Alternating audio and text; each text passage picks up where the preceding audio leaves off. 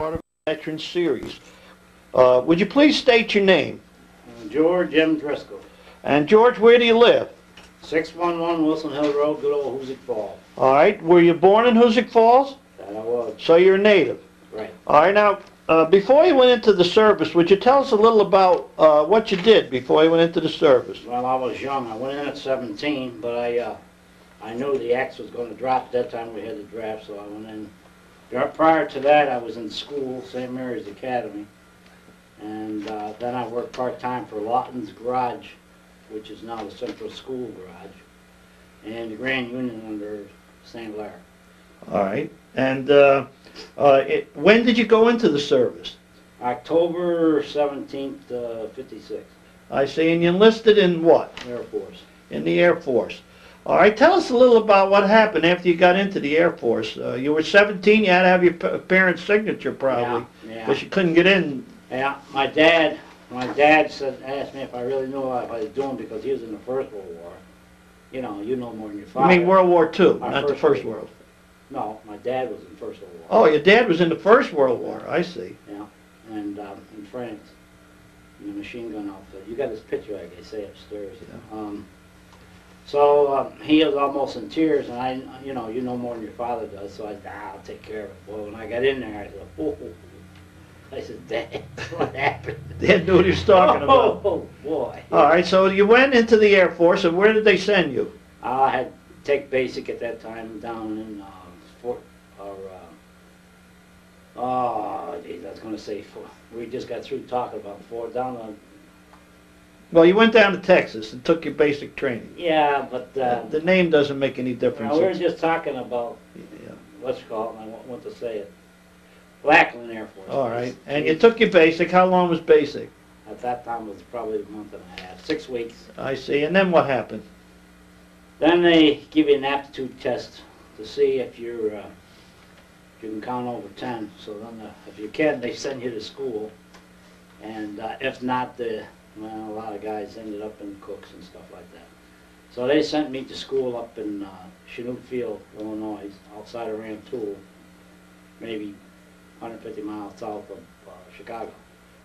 And I spent from about end of November till April, that following April in school.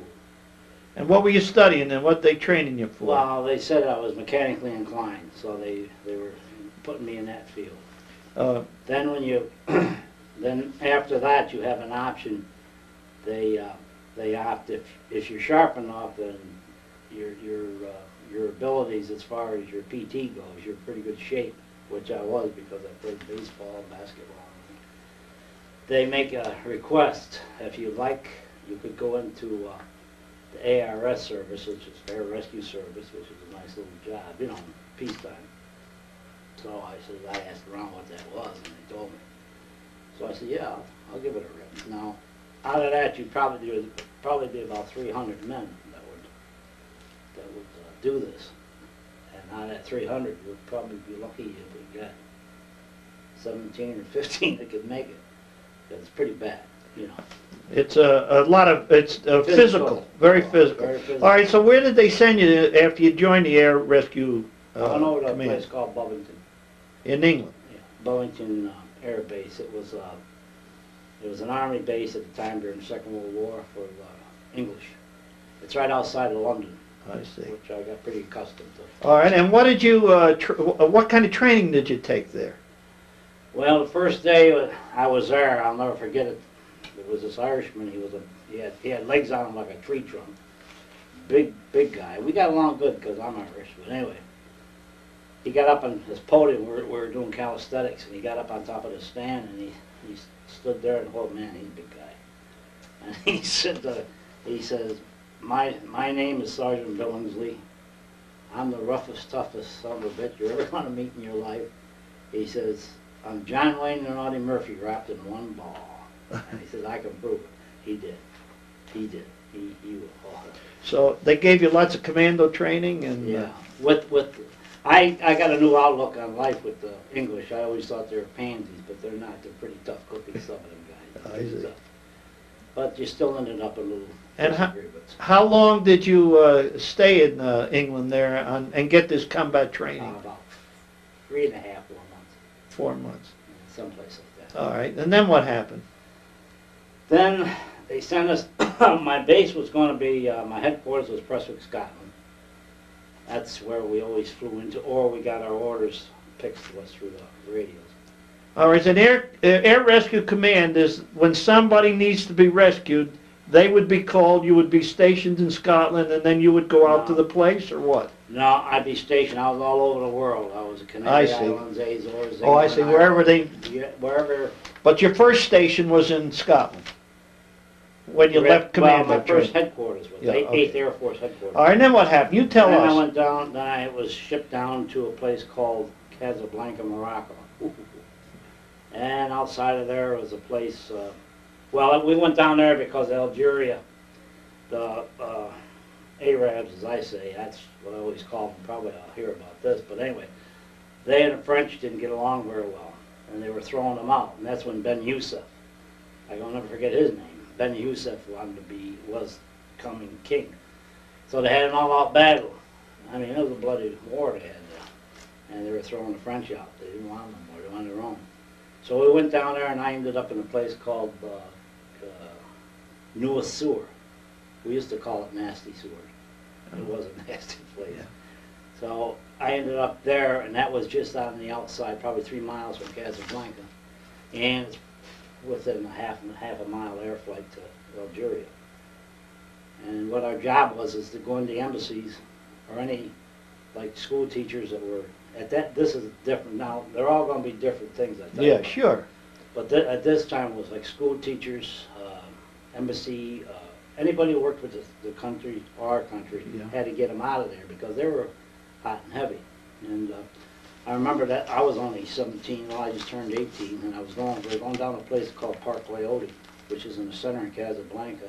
We're in a 6-by, and I looked over and I said, geez, these guys are pretty good. The guy side of me said to me, I think it was the sergeant, he said to me, what? I said, look at the effigy, boy, they don't like the French, they got that French, look at that thing flying there. I said, they did a good job, it looks almost real. He said, I tell you, he says, that is real. I said, holy, I said, time to lock and load, I think. I said, woo, woo, woo, woo, woo. Okay, said, so you were... That's the real world. Yeah, then it dawned on you that you were really in a dangerous area. Oh. All right, so your job was to come in and secure the plane and get these people out. Right, right. They were Americans that were there, and there was a war going on, so you wanted to get them out. The same thing we had to do up in Lebanon, the same thing. All right, but first you did it in Algeria. You went to Casablanca, and you did that whole area. Yeah. All right, after that was secured, you took the people out. Right. What happened then to you? Then they left me there because it was still a hostile area. We had a captain who got his head blown off at a road stop. He didn't hear him. He was captain. He had a wife and a couple of kids. They had it was a shotgun, but they stopped him at the road stop, and he didn't hear him stop. You know, he just kept going and boom, boom. So from then on, things got a little hostile. And how long did you stay in the middle of this hostility? Well, that calmed down after about 6 months. I see. But how many men were there? You know, like you. Approximately 300, 400 men. Yeah, but there was only about 17 of us guys. I see. Air rescue. The rest were, they shipped guys down from Frankfurt, Germany, the paratroopers. Now there's a tough bunch of cookies. Yeah. And you don't blouse your boots when they're around, brother. That's their. You'll find out if you ever do. Yeah. And yeah, mostly all out of Germany. Okay.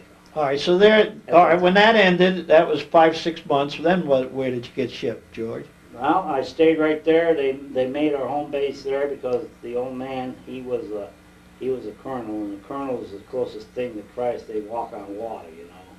So he liked it there because he could bring his wife over there, which was nice. It was the zone was cleared, everything's okay, you know.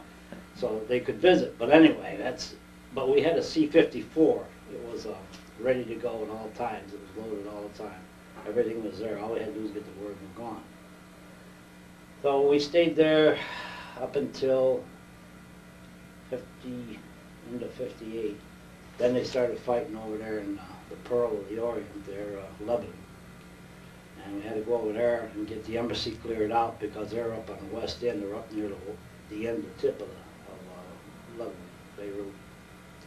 And they had the, I don't know what fleet it was out there, but they were out in the bay, the Navy, trying to get, then we would get them back and they'd take them out to the ships, but I can't remember if it, I don't think it was the 7th Fleet. I'm pretty sure. 7th Fleet, I think, was someplace. It was over in Taiwan. But they flew you, your air rescue team, into Lebanon. No, into Adana, Turkey, Adana. Across the Mediterranean. Yeah, I see. Because Adana, we used to go out of Adana, and we'll get to that. This is going to be a long story. Yeah. Adana was the central base. Now, a lot of this stuff, let me clear it up, and you know about it, but I got to say it to this camera here. I'm not supposed to talk about a lot of things until 2003. Now, I showed you a lot of stuff that was broke open, you know, and I let you read where it told me to keep my mouth shut. Yeah, it's classified until 2003 because it's got stamped nuclear on it. Yeah, it's got some bad stuff on it. And bad stuff happened. Then you can only tell us, yeah, and we understand that, you can only tell us, but we're trying to get a history of George Driscoll, where you went and what you did. All right, we went to Adana, Turkey. We got stuck there as a staging place. So from Adana, Turkey, when we got the word to go in, to go get them, then we went across about an hour, not even an hour flight. We went across, landed at the international airport. I never see a place blown to hell so bad in my life. It used to be a beautiful city, but were you over when you were through there? No. Oh. Well, anyway, they did an awful job. They tore that place apart. So we got, after we got the place secured, there was paratroopers at the air base, or at the municipal base. They had, they were firing up into the hills because the hills overlay the way above the airport, and now right off the airport, if you miss the airport, you're going into the Mediterranean Sea. So it was they're trying to keep it down best they could, but then they had to send the Marines up into the mountains to get a few of them non-conformants out of there, you know. But and then what did you people do when you landed, and where did you go? You went up we to had to go up and secure every street there was, you know, to make sure that nobody was around. We went directly to the embassy. The embassy will tell you who lives, what, this, that, who. You can't read it anyway, but you try the best you can. So you get as many as you can and get them out of there, because the people, boy, pretty hostile. So you would bring the Americans to the air, and then they'd fly them out? Is that now it? they take some out on the boat. Some out on the Navy took them out? Yeah, and some went out in the air. I see. But most of them went out on the boat. So your job was to secure the area and make sure that these people could safely get out of the area, is basically. Well, what you would do is, my crew was documented going what they call the hot zone, you know. You're first in, last out. And, I didn't realize that when I signed up for it. I see. But then I found out. So they give you the prestige. All I can think of is you get the prestige, you wear the red beret, you know. And that in the Air Force, that's elite, you know. But you pay for it too. You know. All right. So now how long did you stay in Lebanon then, doing this rescue? Another 4 or 6 months. I see. And then what happened to George? Then George, he went back to Casablanca. I think he got loaded. Yeah, well, you went back to Casablanca. Yeah, and we had to regroup, had to get new equipment, you know, you just burn out. And a couple of guys, we had a full complement at 17. Sometimes we ended up with about 7 guys. I mean, that's all that was left. Some got injured. I mean, you're going to get injured. I mean, there's no doubt about it, because you're dealing with an unknown factor. You don't know how tough it's going to be. But you have, let me say something here. I've tried to explain this before to people. In our organization, as in any outfit, the point of survival is stick together.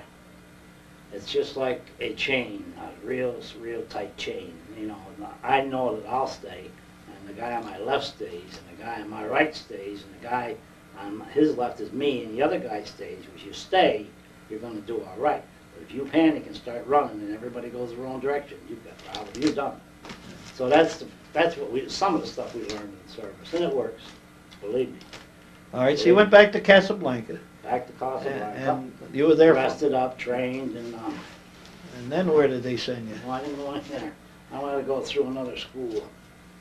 They sent over, I had to write it down here, it's my orders. I have to look at, I even got my old orders. I had to go to, oh geez, I thought I did, but, where did I go? It's under here. I had 2 MOSs, which is military numbers for what you do. Classification, yeah. And I had to go back, and then the 4400th ATC combat crew came over to Newsor, and they put me through a course, survival and escape, survival and escape. You're supposed to tell me how to survive and how to escape if I can't survive. I see. So that was that was a special school. I when you can't took remember the- all the outfits' names, but Yeah, I well, can you remember the school. Yeah, just tell us a little about it. We're not trying to get an exact Well, documentation. what they would do is they would handgun you for qualification. They'd show you ATC survival, military management, you know, and then they would show you sabotage, rescue, how to blow things up, how not to blow things up. Then after this school, they have like a physiological profile of an assassin, what you got to look for when you're going in. That's all, you know. I'd look at you and I'd say, hey, Bill, you look like an assassin. I see. Then it shows you how to disarm them and security. Then Perimeter and get everything ordered. there's a million things. They teach refresher course and fire protection and how to get in, medical training. All right, so they gave you all that training, and then what did they? They gave me that. Then they give you the stretcher with the little bird. That means that I'm qualified to medically help you I if you see. can catch me. Okay, so what? After you've taken all this training, now you're real Oh, yeah, I'm up and going. ready to go. And Well, then they had to send me back to.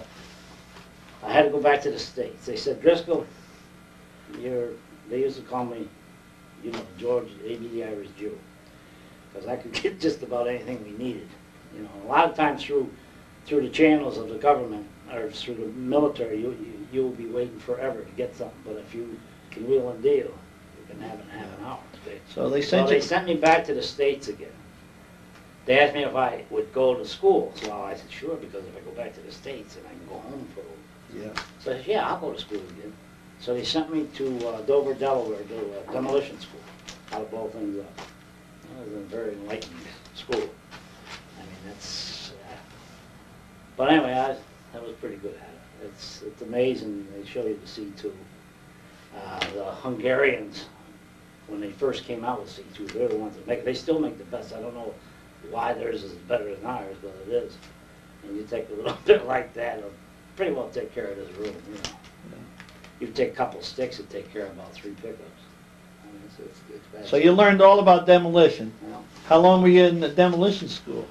7 weeks. 7 weeks.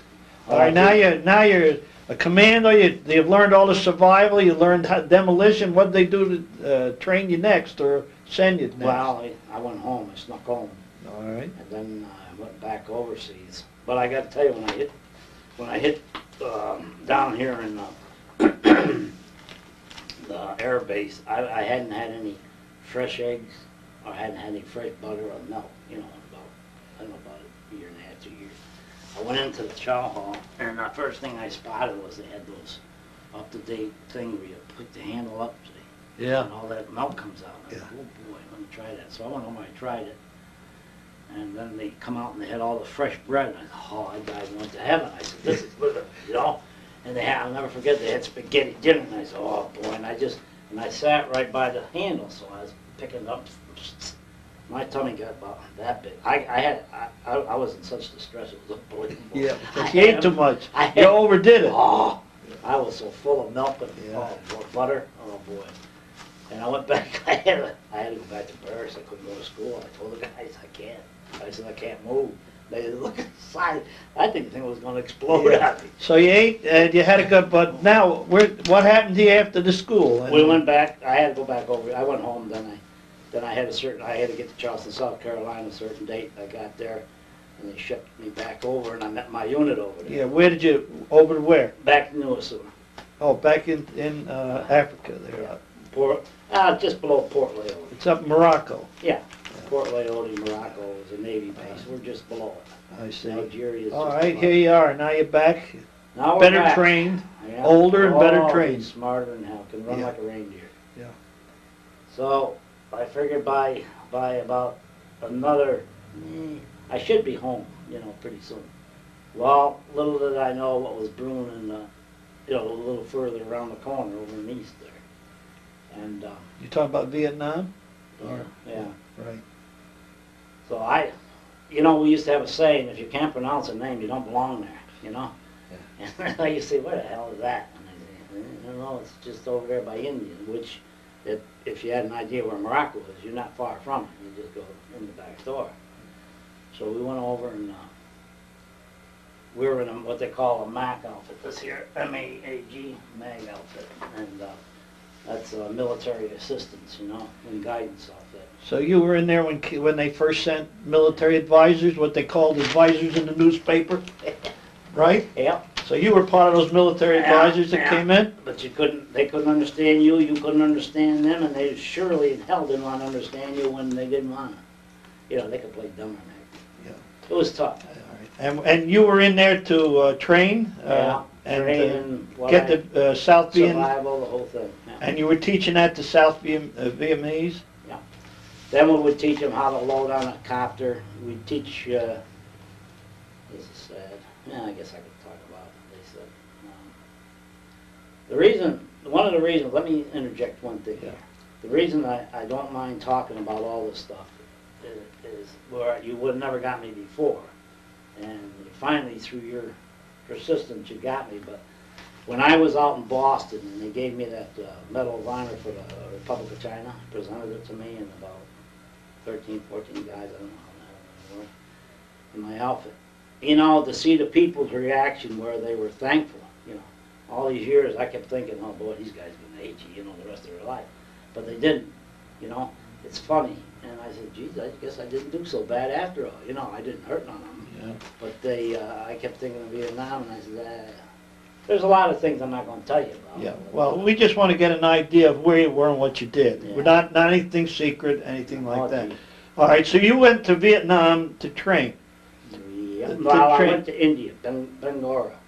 Bangora, India is the big Indian, the big installation. They got one installation there. That's it, Bangora.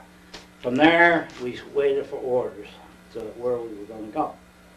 So the first place we ended up was a place called Laos, L-A-O-S. Yeah. And I says, Laos, what the hell is Laos? So what they were doing there in Laos is we had a, like search and rescue, same thing, that's what we were, search and rescue, ARS, Air Rescue Service. We had to search into, we had to go into the boondocks and look around for the best possible. We'd have a couple engineers with us, they'd be having their Geigers and look at the sun, setting up spots where you could call in, like I'm trying to make it easy to understand, radio beacons, like they have in Canberra for I aircraft. see. Relay station. Throwing it out, saying, Yeah. come on this way, boys, I know it's right over the hill there. Yeah. And, but the tricky part is Laos didn't want us in there, So I used to go into them damn jungles with, we used to call them Ho Chi Minh slicks. Just those sandals, no dog tags, no nothing, just Americans. You could have been a Catholic priest, you could have been anything, but you weren't military, And even at that, you took an awful risk. So we got in there and we set all this stuff up, We had another guy we would bring in, his name was Red, that's all I know. And Red was, I think, I'm quite sure he was a professional, I don't know what they did with him when they got him out of service, but I think he was a professional assassin, And we would bring him in, leave him off in the bush for about 3 weeks, he'd come back and we'd leave him off, he'd be about 200 pounds, we'd pick him up, he'd be about 160 if he was that. But he would more or less negotiate with the town officials, the town uppers, seniors, what, they're going to keep their mouth shut, you're gonna play ball with us guys, or what? And if they didn't, I guess it was his job, c'est la vie, Yeah. So he never spoke to me in all the time I was there with him. I see. But he made it possible for your group to go in and set up these, Right. whatever stations, you Yeah, know, because they're all over the beacons. place like ants. All right, so that was in It's Laos. Yeah. All right, then you got out of Laos there, and after you'd done that, what happened? Well, they sent us to a place called, I landed in a place called Cat Bai. That was an old French air base.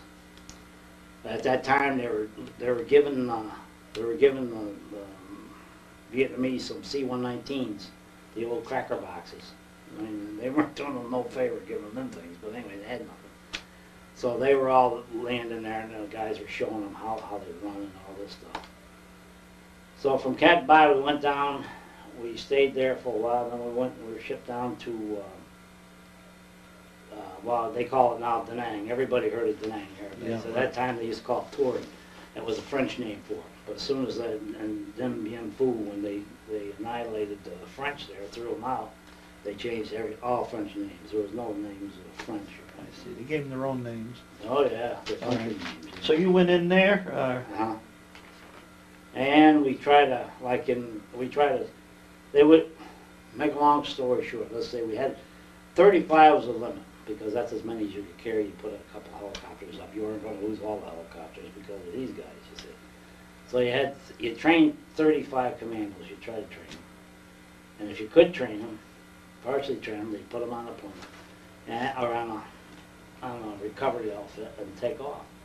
Well, the only problem with that is that some of them that you were training were VC, and some were, all they needed was one, so they had the best network in town. So you send out 35, and my code name was Raven. I guess I can tell you that. So I don't know if that's the old man named me that because of Raven something, but he named me Raven. But anyway, when you send them out, it finally dawned on us after we could never contact them again, is that they weren't deserting. You couldn't have all deserted. So what they were doing to them up there is they already knew where their landing zone was, what time they're going to land, how many there were. Well, they sat there and wait for them. That was it. 35 with a clip. What was that? But they said keep going, so we did. Because if you fall out in the morning, you used to have the AR-14 or the M14. The AR-14 is another rifle. But and then they would have, that would fire 17 rounds. You couldn't fire 17 rounds or 20 rounds. You had to put 17 because if you put 20 in it, you jam. We tried to teach these guys. You show them the rifle. Some of them had old shotguns and stuff. You show them the rifles, how they work and everything. It's your rifle, okay, you're accounted for it, take the serial number. Next day they fall and half of them don't have a rifle. So you say to the one interpreter, hey, where's the gun, the boom boom? Then he goes over to them and they go, they don't understand nothing. Well, what they're doing, you give them the rifle and $50-$60 to take it down and sell the damn thing. In Da Nang, they call it then, or tour, and they go right in and sell to the VC. For $50, that's more than they make a year. So I mean, they say, what are we doing here? Keep doing it. all right, and was Vietnam War going, was this a prelude before the Vietnam got thick, or? It was thick. They were already battling. Oh, they were already battling when you were doing, You when you had were in there. Cambodia battling, you had them battling. Yeah. They were battling, but they weren't unified. Was it Diem? He was the guy. Diem. He was a northern general. He had his stuff together. He knew what he was doing, but down south they were like sending them to the butchers, So it was our job to shape them up. And some were good, some were good. I'm not knocking them all, but it's just that it was such open-ended, Dallas Fields was head of CIA then, and Dallas would come over. He was a short guy. Give the order, go ahead, keep going. Keep going. So you kept training and training. Training, kept losing them. I see. We're like backpedaling in the water. Yeah. But how long did you stay in Vietnam then and do this training? Well, I was there. I had to go back there. I got pulled out of there when the Chinese A lot of that literature. I Oh, let you read. about that Best Pocket War, yeah. war. Vietnam. Because there hasn't been a lot written about no, that. No, that was all top secret. I see. That was all top And secret. that was in August of '58. Yeah. That they, so you were pulled out of Vietnam I and, pulled out of Vietnam to put us guys had to go over, and I went to a place called King Tung Air Base, which was a Japanese Second World War base. And we had to go in there and secure the thing. Well, when I went in there, the USS Midway was 7th Fleet, was out in the bay, all right? Right. I'm not going into all the stuff you no, read because it that's, doesn't I know. I've read all that with you. Yeah, and the 7th Fleet had A-1 invaders, and F-86 is just, that was the big machine of the year, F-86, Yeah. which preceded F-100. But anyway, I was the ground controller that would call in, you know, the airstrikes and whatever. So I would call them in. And you went into Formosa. So we talking, you went Yeah, into Formosa. Yeah, well. Well, it was Taiwan. It was Formosa, and then Yeah. it became Taiwan. Right. And we had to secure everything because they were getting bombarded, you know. Natsu and Quemoy are two other little islands, smaller than that. They were the front lines. They were getting wrapped. They fired just like, you know, you saw the paperwork, 44 days and 44 nights, you know. I mean, it was constant. You know, I never prayed so much in my life. The bombs were coming over steady. They said, from the literature I read, there were 44 days of it. 44 And days it also, nights. Yeah. that Eisenhower, who was president at that time, Right. told the Chinese, the communist Chinese, that we had, it said in the literature, 500 unarmed Marines Yeah. in Taiwan at that time, and that if the Chinese, from what I've read, what you give me to read, and if the Chinese, we might as well get it on tape so people understand it, Yeah. Well, that you if can the talk about that. Eisenhower said that if they attacked these 500 Marines, we would go out to war, and it was the biggest buildup of Navy and Army and everything since the Korean War at that time. It was big. And yet it's really not, we don't know too much about it. No, you won't until about 2003. I see, that's when all that information Yeah. will be put Well, out. he had, like I said, you read it, they had the 20 kiloton warheads on artillery shells. You know, they were there. The Army was there. Yeah. He didn't mention nothing about the Army. Did nothing about the Air Force. It was just the poor Marines. There was 50, no guns. Yeah, and they were there, because I read an article by one of the Marines saying they didn't have any ammunition. They were not supposed to keep any ammunition in their guns to stay unarmed. Right. All right, so that went on. The poor guys are pigeons. Yeah, and you and it said 33 others in this medal you got from Taiwan. Yeah. When was that medal? Last year that you got it? Yeah, October. It was in October last year. We went to Boston and. You got medals from Taiwan for Yeah. your service to their country during that time. Right. I'll show you later. It's their highest medal. It's like the Croix de Guerre for the French, the Medal of Honor for America. It's their Medal of Honor I see. that they bestowed on us. So, All right, so then how long, that went on for about 6 months. long time. Yeah, and how, were you there through the, Yeah, until it got quieted down again? most of it, yeah. And Well, then what did really they? bothered me, what I found out about that place is, you know, those poor people. The same way I felt bad about the Vietnamese and the Laotians, the same thing. You feel bad that you went over there because they don't have much. You know, they don't even have the, you know, you're over there, you got the most sophisticated equipment in the world. And you feel, you know, and you come home with a feeling of, oh man, you know, we could have won that war any day there was. And you come home and you feel bad, you know, but the ones I feel the worst about are the kids, you know. They take a punishment. Like I told you one story, I'll just tell you one story. Like the kids, I've always wanted to get this on tape, because these kids that think it's great to go bomb, you know, this, bomb that.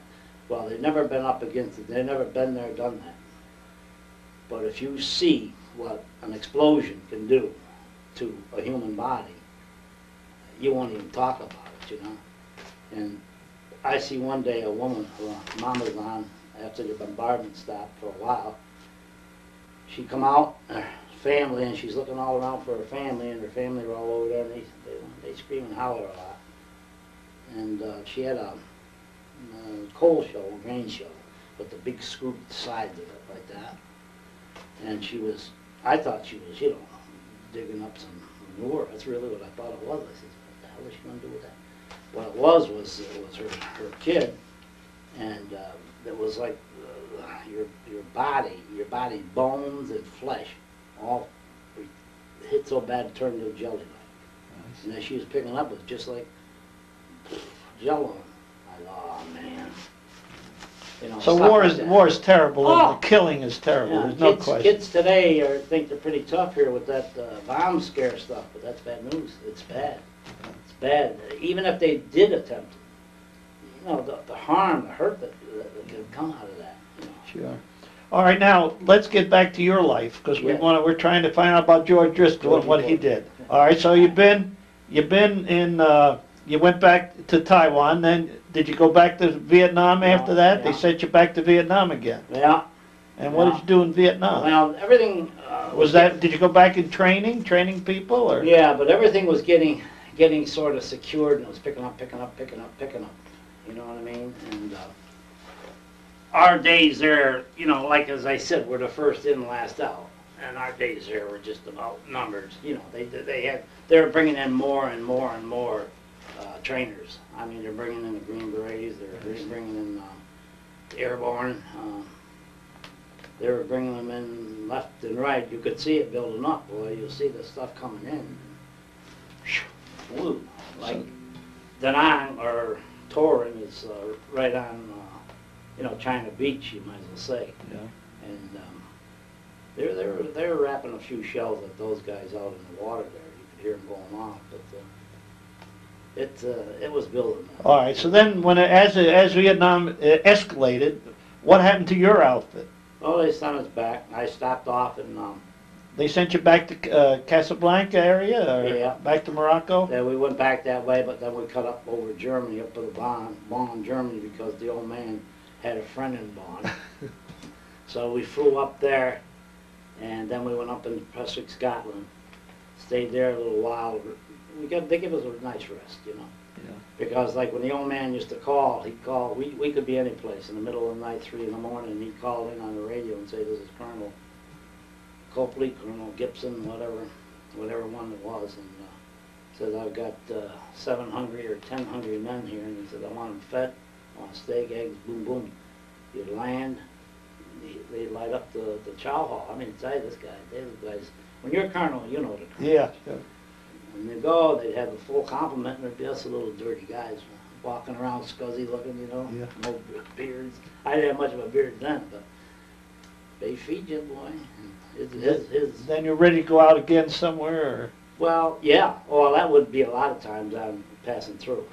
If we were going from Turkey to India, or India to Taiwan, Taiwan back, then the Azores, or we were going to Bermuda, or sometimes you had to, going into the Azores, you had to go into Bermuda, or Bermuda vice versa because of the weather. You had to switch off and on, What used to kill me is Bermuda. I knew Bermuda was a little close to Hoosick Falls, New York, That's it. It was too far, probably about 10,000 miles, but it wasn't bad.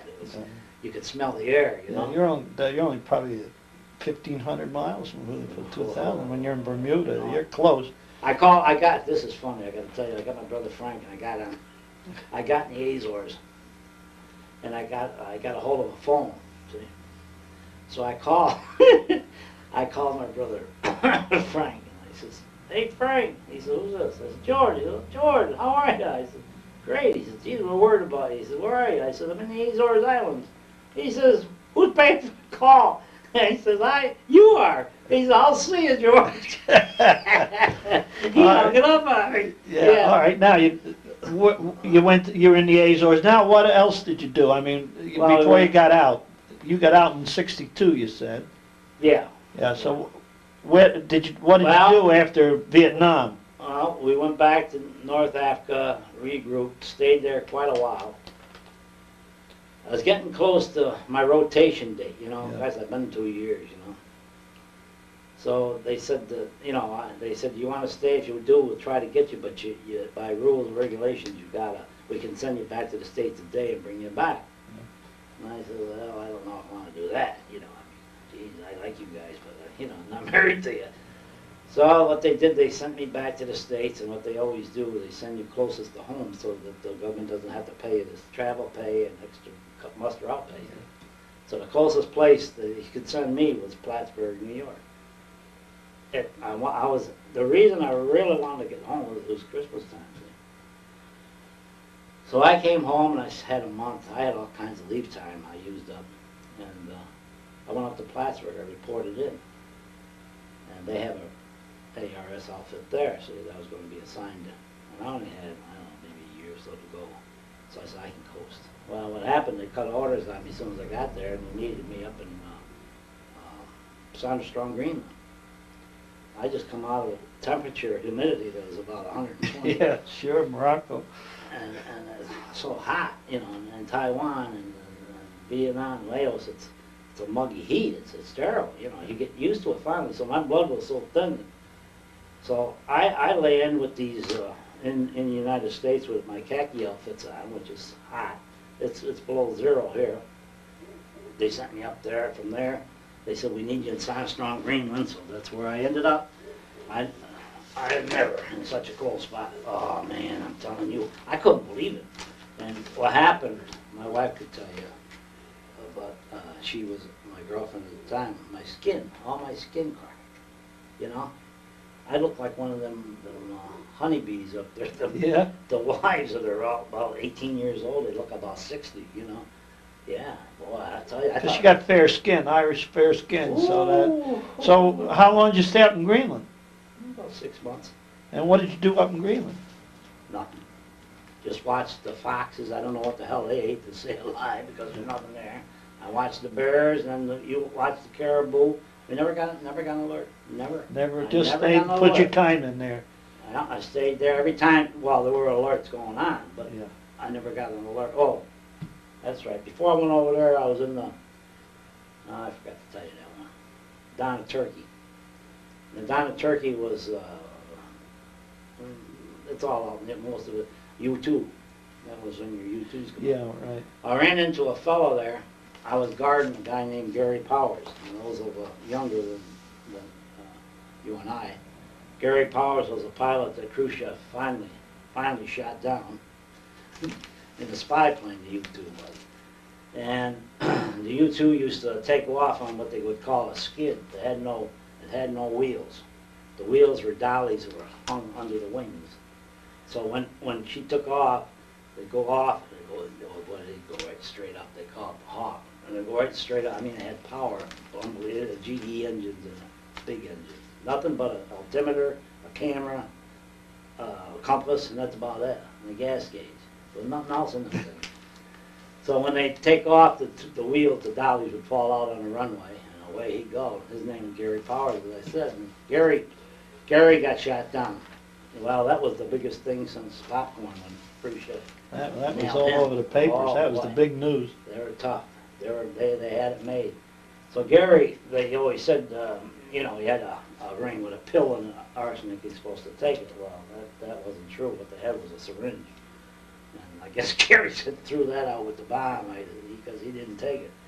Because that was part of the deal. You knock yourself out. Nobody could ask you. You don't know where you came from or nothing. You're done. You're dead with that. Well, finally, they borrowed some spies that we had for him. We got him back. He was a civilian. He wasn't military. He's a civilian. He worked for Lockheed. And he went out to California where Lockheed was. He lived out there. And then he got killed in a helicopter crash watching traffic reports for a radio station. Oh, that's interesting. That was because I remember what a big news item it was Oh, yeah. when he got shot down. Well, And what was your connection with Powers? secure him. Like if he went in, thank God. If he went in, say, even where he went in, if we could have got in to get him out of there, we would have. I see. So your rescue squad was stationed with the understanding that Yeah. you had to watch Powers. Yeah, that was after I left Taiwan back to I see. Donna, before I see. went to Minnesota. So that was another experience that you had. Yeah, we used to watch the Balkans all the time. You know, Donna isn't too far from the Balkans. Yeah, right. That's for sure. And we were taking a lot of pictures. We had a lot of spies at that time in the Balkans. Yeah. Real big time stuff. All right, so then you got to a point where Greenland, And, and after Greenland, what happened? It was discharge time? no, Or? I went back to back down here, and they were starting what's that Ethan Allen Air Base up there by Plattsburgh, and they were putting in a rescue outfit for that. I don't know, it must have been for Lake Champlain. I don't know what it was, but when we were coming back down, we lost an engine coming over Champaign. Oh boy, I thought, oh no, I'm not gonna end up here in the middle of this water and lose everything. You know what I mean? Because like where I was in Sonderstrom, like I had to do a little education up there. You know, when you get up in there, I've never been in the cold. You know, that's cold as a well digger's ass. It is. It's cold. Your life expectancy, if you had to go in the water to get somebody out, now regularly it's about 90 seconds, you know, in any cold water. Up there you got 8 seconds. Hypothermia will kill you. Yeah. So, you know, you got your different battle. I was glad I never got called up there. Yeah, I can see that. Your survival's slim. Because I'm afraid the guy would look like a popsicle. All right, so what happened after Greenland? Where did they send you? Back to Plattsburgh. Plattsburgh, and Then Plattsburgh was trying to set up, I helped him set up, you know, what constitutes a rescue outfit. an air rescue. See, in there you've got some of them mechanically inclined, you've got some that are medics, you've got some that are can speak the language, you've got some pretty good fighters in there, you know, perimeter men that let these guys get in. They had a guy, one of the greatest guys there was Pinenberg. He was over in Vietnam, and he had 80 rescues, this guy did. He was an airman first class, and he went into a place where he didn't have to, because this Army squad was getting beaten, pounded all to hell, and he went in to help the wounded. They dropped them off. Well, the helicopter couldn't land because of the round fire was so bad. You know, he had to get it out of there, so he stayed, and then they come back to get him, and he wouldn't go. He said, no, I'm staying. So they just threw him on M16, I think, yeah, it was M16. They just threw him on M16 and says, okay, we'll be back again, you know, with a platoon and outfit to get you. Okay, so they did come back, but they didn't make it in time. They got killed. A whole bunch of them got annihilated. all right. So now we're 1962. You got discharged from Yeah. service, right? Yeah. All right. Now, what happened to you after you got discharged from the service? What happened to your life? Had to go to work. You had to go to work. Now, you used to get the flying 52 there, whatever it was. Remember they Yeah. did you? Yeah. So I enjoyed my life a little bit, talking with my mother, and you know, and my family, and just relaxed a minute. You gotta really, Yeah. you gotta get reorientated to humanity. Because you you've know? been through a lot. Well, because you're not really, you haven't got it all together. I'll tell you, it's like when you get out, a lot of guys. I'm not going to say indoctrinate myself, but a lot of guys sleep with a rifle under their bed, and a lot of guys, I know guys that I worked with in the post office down in Albany, couldn't get out of having a knife under their pillow. You know. When you're in the middle of that, it's hard to change your personality. Yeah, it is. It comes with age. Like you never got me interviewed on this if it wasn't, that I did with the boss. And those people were nice. Actually, they look like a bunch of ducks out there, you know. As I walk by with their Medal of Honor, they bow. And when they bow, you got to bow. The right way to do it is bow as far as they do. Yeah. Whoa there. I couldn't even go get a drink. I had to send Teresa to go get me a Pepsi. So here we are. You're out of the service. You're trying to adjust back into society. Right. And then what I you went to do? work, When yeah. you get married? When you get married? To that lucky woman? Yeah. When did you and Teresa get married? About a year, 63. 63. All right. When I got out, I guess these big companies go through your records. They know just about who you are, what you are, and what you can do. And Pratt & Whitney in Connecticut called me and asked me, offered me a job. So I went down there, and they hired me. I had enough of this crowd stuff. So what they did is they promoted me right off the bat and made me an assistant lab tester. Well, there were guys there that had been there for 10, 12 years who were still just monkey dunking around, you know. They were working their way up the ladder. Here comes this guy from Hoosick Falls, nowhere, and they make him a big deal. See? So I actually caused a strike, I guess. So what I did is I went to the higher echelons, the management, and I said, hey, look at it. I said, if you sign me another 8 months, 18 months, or whatever, I think 11 months, for unemployment insurance, give me that pink slip. I said, I'll go back to Hoosick Falls, and when this settles down, I'll come back. And they said, would you be that good? And I said, oh, you think you died? What the hell when you met me? You just give me that pink slip. I'll show you how good I am. I went. So you came back here and... And I went to work in a wood flung. I had to work see. someplace. You know, I worked for the wood flung for a long, long time. Well, not a long time. A couple of years, not as long as a lot of them guys were. And then I took some tests. I took a test for the arsenal, and I was going to get hired there for $3.25 an hour. Then I took a test for the postal system. I finally got the word on that, and that's where I ended up. I see. And how long did you work for the Postal Service? 38 years, 11 months, and 17 days. Oh, you had 38 years with the Postal Service. Well, So, that's so then that put you into a good retirement, and now you're retired, and you own the video store downtown. Right. Yeah. All right, now before we close this, would you talk about some of these medals and stuff that you got on that shirt, so we understand it? Go over that shirt with us, if you don't mind. Let me, over here, these are all, this thing here. Well, I have to... Wait a minute, I'll bring All it right. over. This is, everybody who's ever in service, they sort of save a memento. And this here was my flight, one of my flight coats. This was my boonie hat. I mean, you didn't wear a red beret there, you made an awful good target. Yeah, with a red beret. Jeez, I mean, this medal here is, there's another one exactly like it I could have on here, but I haven't got no room for them no more. So, I mean, nobody really cares. This is made for the Chinese. This is their Medal of Honor. That's Republic of China, BOHS.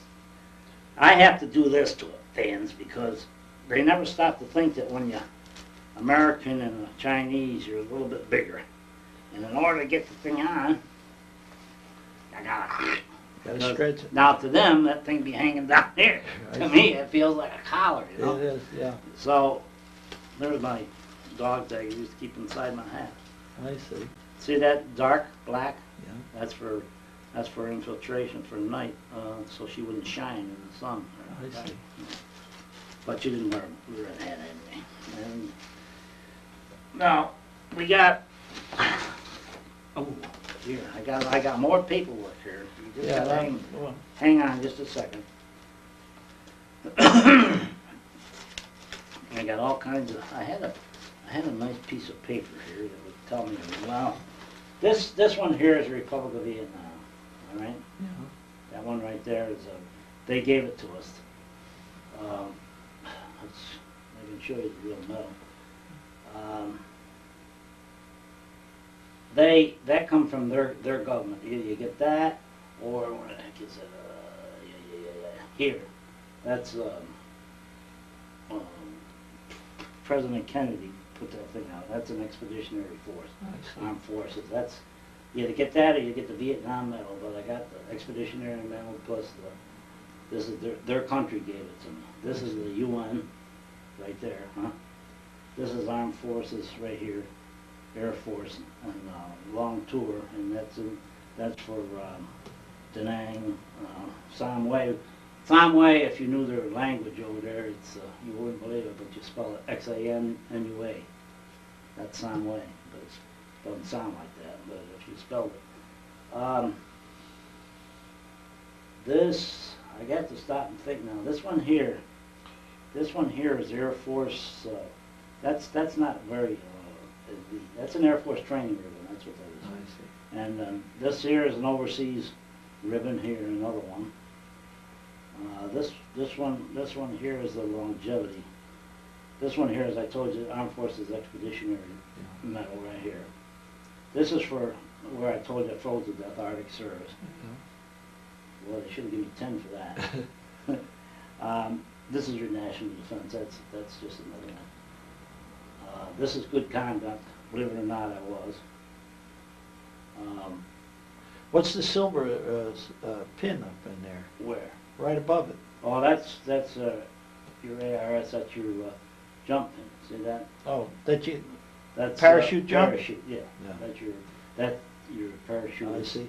This here is your crew member. This one here. This one here is your combat crew. This one here was some of the training. Marksman or? Yeah, I'm supposed to be an expert here for a machine gun, pistol, carbine. What's the Now- patch over on the other side with the lightning coming through it? Ah, that's SAC. That's the SAC outfit that I was in. That was one of them. This here is U.S. Air Force. This one here says MAG, Yeah. MAG, Vietnam. And you got the same thing. You'd want to wear them on your outfit. It didn't matter where you were because you didn't want them to Vietnamese either side. You didn't want them to realize that you were French or anything. Yeah. So if you had that on there, it said, I'm American, don't go use me as a bullseye, Yeah, I please. see. So that's why you had them. They really show up nice. Yeah. Now, if you were going in an actual combat area, you wouldn't be wearing all that. Oh, no, Believe this is something that after you can. This is just my ID tag. And what's that metal right there with the, right next to the patch there? Here, Yeah. that's the one that I just got from the state of New York. That's that meritorious medal. They give you if this one. That's it right here. I just opened it up here a little while ago because I knew I was coming up here. And this one here is a personal. This is a meritorious medal they gave me. So each one of these things have medals. Meaning to it, yeah. Yeah. And when we have our display here in May, I'm hoping that we'll be able to display some more of the medals that you have and so forth in our cases. This thing up here is that's a stretcher with the Hawk. That's a medical. You know, if you're in tough shape and if the medic can't help you, well, Driscoll's going to have to give it a shot. I So see. you better hope the medic was pretty good with you. Now, I don't know what I got in. This here is that other. That's the metal. We'll That's hold a- it up and we'll get it on here. We can This is, zoom in on it. This is the red box. Or inside is that other metal that would match this one on my neck. And that's the one that you got when you Yeah. went to Boston last Right. year. And they have, what they did is they have a number, each one is numbered. Everyone I has got see. a certified number registered with the Republic of China. Okay, fine. So if I wanted to, I could take the metal out of here and put it on here, but I'd look like, Yeah. you know, pet. And then here is just a bunch of, I don't know, I got all kinds. Yeah, well, I'm looking forward that we'll be able to put up some of these medals and I used to have a lot. show them during Veterans Month here at the museum. Oh! Hang on.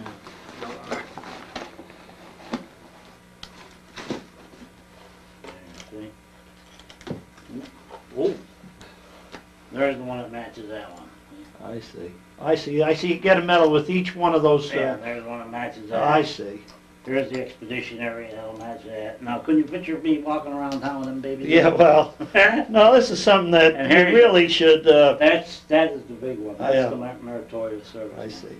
But the And big then- thing is that it's something to be proud of. You got them all. Yeah, Something well, that they we must should- have. and we should be thankful that we had people out there doing these things for us. Well, when you're young, you make a good soldier. When you're older, you get a little bit too smart.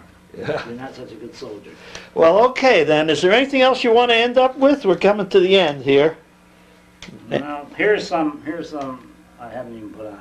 Yeah. Well, we're going to try to get them from you to display those during our Veterans Month. You can display them, but I don't even know what happened. Okay. Yeah? Is there anything else you want to say? No, just the only thing is that I hope maybe some children or kids can listen to what I said. And, you know, John Wayne does a hell of a good job in the movies, but in the real action, when things really get hot and heavy, let me tell you something. You're not spiffy clean, you're not really, you're black, you're dirty, you're cruddy, you feel terrible, and you have a lot of pressure put on you. And that's all because of explosives and dynamite and rifles and killing. And I would just hope the kids would realize that before they go around trying to be a big deal going to blow you up, because they had no idea how bad it can be. I mean, it's bad. Well, we thank you, George. Thank you for Okay. an interesting hour and so. George, we forgot to show that piece of that bullet. Would you talk a little about that you got in your hand? I'll kind of zoom in on it. This was, well, over there, they were scared to death of spades. Don't ask me why, but that was a death card to them. And I had this mounted on a plastic spade. Now this is a 90 caliber machine gun. And I showed Phil on the side of it, I dug this out of a wall. And on the side of it I says, I can't always see it, but it's a,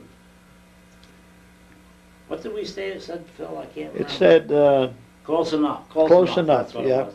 I had that done, I had that printed on there because I dug this out of a wall.